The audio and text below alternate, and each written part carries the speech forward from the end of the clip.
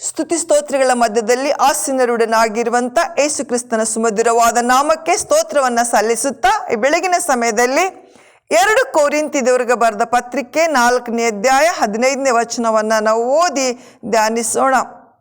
ಅಧಿಕವಾಗಿ ದೊರಕುವ ದೇವ ಕೃಪೆಯು ಬಹು ಜನರೊಳಗೆ ಕೃತಜ್ಞತೆಯನ್ನು ಹುಟ್ಟಿಸುವುದರಿಂದ ದೇವರಿಗೆ ಹೆಚ್ಚಾದ ಸ್ತೋತ್ರವನ್ನು ಉಂಟು ಮಾಡುವುದು ಎಂಬುದಾಗಿ ಬರೆಯಲ್ಪಟ್ಟಿದೆ. ಇಲ್ಲಿ ಪೌಲನು ಅಧಿಕವಾಗಿ ದೊರಕುವ ದೇವ ಕೃಪೆಯು ಬಹು ಜನರೊಳಗೆ ಕೃತಜ್ಞತೆಯನ್ನು ಹುಟ್ಟಿಸೋದ್ರಿಂದ ದೇವರಿಗೆ ಹೆಚ್ಚಾದ ಸ್ತೋತ್ರವನ್ನು ಉಂಟು ಮಾಡುವುದಾಗಿದೆ ಎಂಬುದಾಗಿ ಬರೆಯಲ್ಪಟ್ಟಿರುವಂಥ ಈ ವಾಕ್ಯವು ಯಾವ ಒಬ್ಬ ಮನುಷ್ಯನು ದೇವರನ್ನು ಸ್ತುತಿಸುತ್ತಾನೋ, ಸ್ತೋತ್ರ ಮಾಡುತ್ತಾನೋ, ಆರಾಧಿಸುತ್ತಾನೋ ಅವನಿಗೆ ದೇವರ ಕೃಪೆಯು ಅಧಿಕವಾಗಿ ಆತನ ಕೃಪೆಯು ನಮ್ಮ ಮೇಲೆ ಇಳಿದು ಬರುವಂಥದ್ದಾಗಿದೆ. ಪ್ರಿಯರೇ, ಕೃಪೆಯು ಸ್ತೋತ್ರವು ಒಂದರೊಡನೊಂದು ಆಯ್ಕೆಗೊಂಡಿರುವವುಗಳು.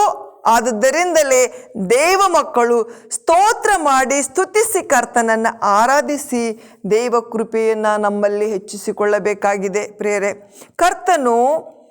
ಕರ್ತನನ್ನು ನಾವು ಸ್ತುತಿಸಿ ಆರಾಧಿಸುವಾಗ ಒಂದು ಕಡೆ ನಮ್ಮ ಅಂತರ್ಯ ಸಂತೋಷಿಸುವುದು, ಇನ್ನೊಂದು ಕಡೆ ಸ್ತುತಿಗಳ ನಡುವೆ ವಾಸ ಮಾಡುವ ಆತನು ಇಳಿದು ಬರುವನಾಗಿದ್ದಾನೆ. ಪ್ರಿಯರೇ, ಆದರೆ ಅನೇಕರು ನಮ್ಮ ಮೇಲೆ ಅಧಿಕವಾಗಿ ಕೃಪೆಯನ್ನು ಹೆಚ್ಚುವಂತೆ ಮಾಡುವುದು, ಕೃಪೆಯ ಆತ್ಮವನ್ನು ನಮ್ಮ ಮೇಲೆ ಸುರಿಸಿ ಅಭಿಷೇಕಿಸು ಎಂಬುದಾಗಿ ಕೇಳೋದಕ್ಕಿಂತ ಅನೇಕರು ಕರ್ತನನ್ನು ಸ್ತುತಿಸುವ ಸ್ತುತಿಯೊಂದಿಗೆ ಆತನ ಸನ್ನಿಧಿಗೆ ಬರುವುದಿಲ್ಲ.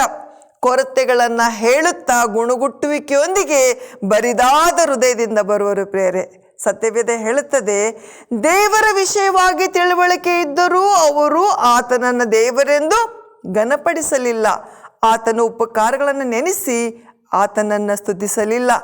ಅವರು ವಿಚಾರ ಮಾಡಿ ಫಲ ಕಾಣಲಿಲ್ಲ, ವಿವೇಕ ಇಲ್ಲದ ಅವರ ಮನಸ್ಸು ಕತ್ತಲಾಯಿತು ಎಂಬುದಾಗಿ ಬರೆಯಲ್ಪಟ್ಟಿದೆ. ಪ್ರಿಯರೇ, 150 ಕೀರ್ತನೆಗಳಿರುವ ಸತ್ಯವೇದದಲ್ಲಿ ಕೀರ್ತನೆಗಳು ಬಹುಪಾಲು ಕೀರ್ತನೆಗಳನ್ನು ನೋಡುವಾಗ ಸ್ತುತಿಯಿಂದಲೂ ಕೃಪೆಯ ವಾಕ್ಯಗಳಿಂದಲೂ ತುಂಬಿರುವಂಥದ್ದಾಗಿದೆ.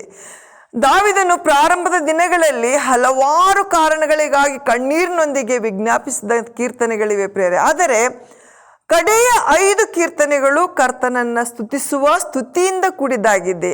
ಆತ್ಮಿಕ ಜೀವಿತದಲ್ಲಿ ನಾವು ಹಿರಿಯರಾಗಿ ಪ್ರೌಢಾವಸ್ಥೆಗೆ ಬಂದಾಗ ಯಾವಾಗಲೂ ಕರ್ತನನ್ನು ನಾವು ಸ್ತುತಿಸಬೇಕಾಗಿದೆ. 136ನೇ ಕೀರ್ತನೆಯನ್ನು ಪ್ರತಿಯೊಂದು ವಾಕ್ಯದ ಅಂತ್ಯದಲ್ಲಿ ಆತನ ಕೃಪೆಯು ಶಾಶ್ವತವಾದದ್ದು ಎಂದು ಹೇಳಲ್ಪಟ್ಟಿದೆ. ಪ್ರಿಯರೇ, ಆ ಕೀರ್ತನೆಯಲ್ಲಿ ಒಟ್ಟು 26 ವಚನಗಳಿರುವವು. ಎಲ್ಲ ವಾಕ್ಯಗಳಲ್ಲೂ ಕೂಡ ಆತನ ಕೃಪೆಯು ಶಾಶ್ವತವಾದುದು ಎಂಬ ಮಾತನ್ನು ಅಲ್ಲಿ ಬರೆಯಲ್ಪಟ್ಟಿದೆ. ಪ್ರಿಯರೇ, ಸ್ತುತಿಯು ಕೃಪೆಯು ನಮ್ಮನ್ನು ಪರಲೋಕ ರಾಜ್ಯಕ್ಕೆ ನಡೆಸುವಂಥದ್ದಾಗಿದೆ. ದೇವರ ವಾಕ್ಯ ಇನ್ನೊಂದು ಕಡೆ ಹೀಗೆ ಹೇಳುತ್ತದೆ, ಯಾರು ಸ್ತುತಿ ಯಜ್ಞವನ್ನು ಸಮರ್ಪಿಸುತ್ತಾರೋ ಅವರೇ ನನ್ನನ್ನು ಗೌರವಿಸುವರು ಎಂಬುದಾಗಿ. ಹೌದು ಪ್ರಿಯರೇ, ನಾವು ದೇವರನ್ನು ಸ್ತುತಿಸುವಾಗ ನನ್ನ ಮನವೇ ಯೆಹೋವನನ್ನು ಕೊಂಡಾಡು, ನನ್ನ ಸರ್ವೇಂದ್ರಿಗಳೇ ಆತನ ಪವಿತ್ರ ನಾಮವನ್ನು ಕೀರ್ತಿಸಿರಿ, ನನ್ನ ಮನವೇ ಯೆಹೋವನನ್ನು ಕೊಂಡಾಡು, ಆತನು ಮಾಡಿದಂಥ ಉಪಕಾರಗಳಲ್ಲಿ ಒಂದನ್ನು ಮರೆಯಬೇಡ ಎಂಬುದಾಗಿ ಇಲ್ಲಿ ದಾವೀದನು ಹೇಳುವುದನ್ನು ನೋಡುತ್ತೇವೆ. ಪ್ರಿಯರೇ, ಹೌದು,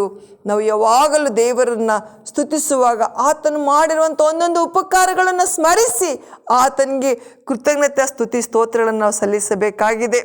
ದೇವಜನರೇ, ಸಾಲಮನ್ ರಾಜನು ದೇವಾಲಯವನ್ನು ಪ್ರತಿಷ್ಠಿಸಿ ಕರ್ತನು ಒಳ್ಳೆಯವನು, ಆತನ ಕೃಪೆಯು ಶಾಶ್ವತವಾದದ್ದು ಎಂದು ಸ್ತುತಿಸಲಾರಂಭಿಸಿದಾಗ ಅಲ್ಲಿ ನೋಡುತ್ತೇವೆ, ದೇವಾಲಯದಲ್ಲಿ ಅಪರಿಮಿತವಾದ ದೇವರ ಪ್ರಸನ್ನತೆಯನ್ನು ಆಲಯದಲ್ಲಿ ಇಳಿದು ಬಂದು ಆ ಮಹಿಮೆಯು ಅಷ್ಟೊಂದು ಅಧಿಕವಾಗಿದ್ದರಿಂದ ಯಾಜಕರು ಸಹ ದೇವ ಸೇವೆ ಮಾಡಲಾಗಲಿಲ್ಲ. ಪ್ರಿಯರೇ, 2 ಪೂರ್ವಕಾಲ ವ್ರತ ಅಂತ 7ನೇ ಅಧ್ಯಾಯ 1-2ನೇ ವಚನದಲ್ಲಿ ಇದನ್ನು ಓದ್ತೇವೆ. ಇಂದು ನಾವು ಆತನ ಆಲಯವಾಗಿದ್ದೇವೆ. ಪ್ರಿಯರೇ, ದೇವ ಮಹಿಮೆ ನಮ್ಮ ಜೀವಿತದಲ್ಲಿ ತುಂಬುವಂತೆ, ಕೃಪೆ ನಮ್ಮನ್ನು ಆವರಿಸುವಂತೆ ನಾವು ಕರ್ತನನ್ನು ಯಾವಾಗಲೂ ಸ್ತುತಿಸಬೇಕಾಗಿದೆ.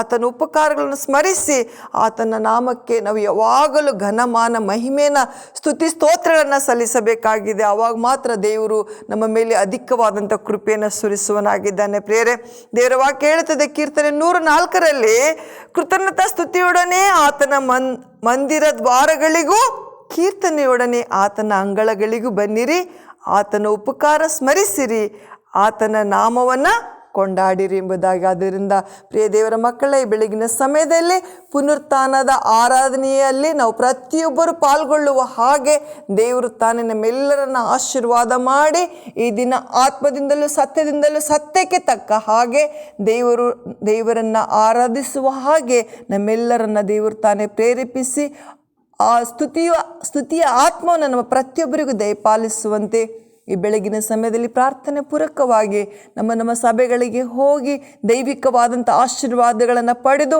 ಆತ್ಮಿಕವಾದಂಥ ಲಾಭವನ್ನು ಪಡೆದುಕೊಂಡು ಪರಿಶುದ್ಧಾತ್ಮನ ಅಭಿಷೇಕದಿಂದ ದೇವರನ್ನು ಸ್ತುತಿಸಿ ಆತನ ನಾಮವನ್ನು ಘನಪಡಿಸಿ ಹೆಚ್ಚಾದ ಕೃಪೆಯನ್ನು ನಾವು ಹೊಂದಿಕೊಂಡು ಆತನ ಮಾರ್ಗದಲ್ಲಿ ನಡೆದು ಆತನಿಗಾಗಿ ಜೀವಿಸುವಾಗ ದೇವರು ನಮ್ಮನ್ನು ಖಂಡಿತವಾಗಿಯೂ ಎಲ್ಲ ಆಶೀರ್ವಾದಗಳಿಗಿಂತಲೂ ಉತ್ತಮವಾದಂಥ ಆಶೀರ್ವಾದಗಳು, ನಾವು ಯೋಗ್ಯರಲ್ಲದಿದ್ದಾಗಲೂ ಆತನ ಕೃಪೆಯು ನಮ್ಮ ಮೇಲೆ ಅಪಾರವಾಗಿ ಅನುಗ್ರಹಿಸಿ ಆಶೀರ್ವದಿಸುವನು. ದೇವರು ತಾನೇ ನಮ್ಮೆಲ್ಲರನ್ನ ಆಶೀರ್ವಾದದಾಯಕವಾಗಿ ನಡೆಸಲೆಂಬುದಾಗಿ ಹಾರೈಸುತ್ತೇನೆ. Praise the lord. ಆಮೇನ್.